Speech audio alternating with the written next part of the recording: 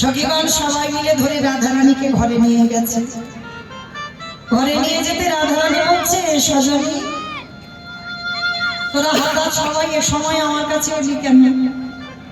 কি হয়েছে বল?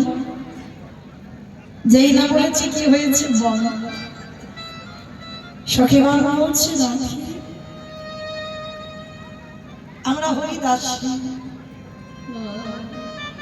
হরিদাসী হয়ে হরিদাসীর বদনে হরির কথা শুনতে বড় ভালোবাসি। তোর কাছে সকাল সকাল এলাম তোর বধূর কথা শুনবো বলে। রাধারানী বললেন, সজনী আমার বধূর কথা আমি কেমনে বলবো?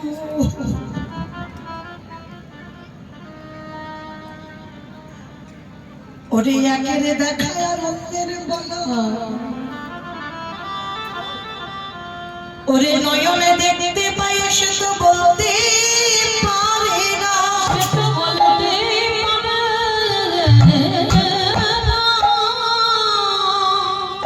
আরে বদন বলতে পারে সে তো দেখে পায় না। তবে তোরা যখন এলি আমার বধূর কথা শুনবি, অমাইরা রাধারানী কৃষ্ণ বিরহে পাগলিনী প্রাণ। ললিতা, বিশাখা, ইন্দুরেখা, চম্পক, লতিকা, রঙ্গদেবী, তুঙ্গ, বিদ্যা, সুদেবী এরা সবাই ঘিরে বসেছে। রাধারানীর মুখ থেকে প্রাণ বধূর কথা শুনবে। তো আজকে শুরু করছি আমার রাধারানী গোবিন্দের কথা। বলে, সজনী আজকের আমি সেই দিনের কথা তোদের কাছে একটু বলবো। কোন দিন রে রাধে?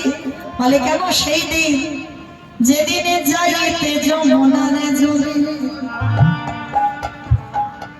সেকাল কদম ওরে সখী রে,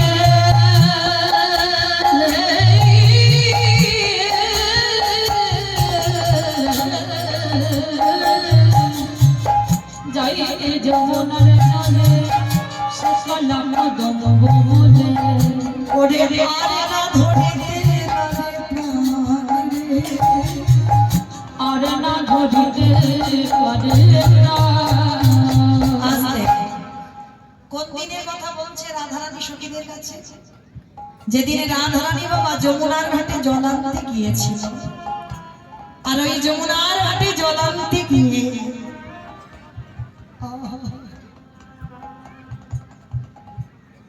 অকুলের রথের সারথি হয়ে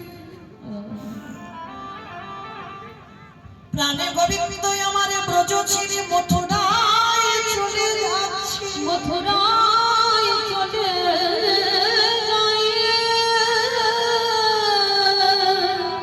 রাধারানীর কাঁধে আছে কলসির জল।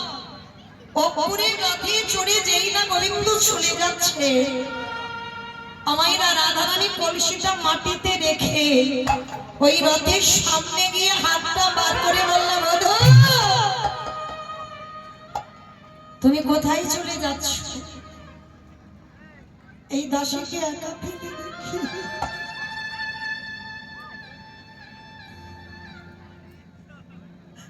তুমি কি জানো না জল ছাড়া যেমন মাছ বাঁচে না, প্রেম ছাড়া যেমন প্রীতি থাকতে পারে না, আমি যে বধূ তোমাকে ছাড়া থাকতে পারি না। কোথায় চলে যাচ্ছ তুমি? গোবিন্দ আমার স্বভাব চোখের জল সহ্য করে বাবা, কিন্তু রাধারানী যদি কাঁদে আমার ভগবান যে বড় দুর্বল। রথ থেকে নেমে এসে বলছে, রাধে আমি যাচ্ছি মথুরা। যেই না বলল মথুরা, আমার সর্বাঙ্গ কেঁপে উঠল ললিতা। আমি বললাম, বধূ তুমি মথুরায় চলে যাচ্ছ, এই দাসীকে ফেলে তুমি কবে ফিরবে? জানিস ললিতা, আমার এই কাকে ছিল কলসি, তাতে ছিল যমুনার বাড়ি। এক করে যমুনার বাড়ি নিল আর এক একবার আমার শিরোপরি দিয়ে বলছে, রাধে আমি কথা দিচ্ছি আজ যাব আর কাল ফিরে আসব। বাবা যারা এই জানেন লীলা বিষয়,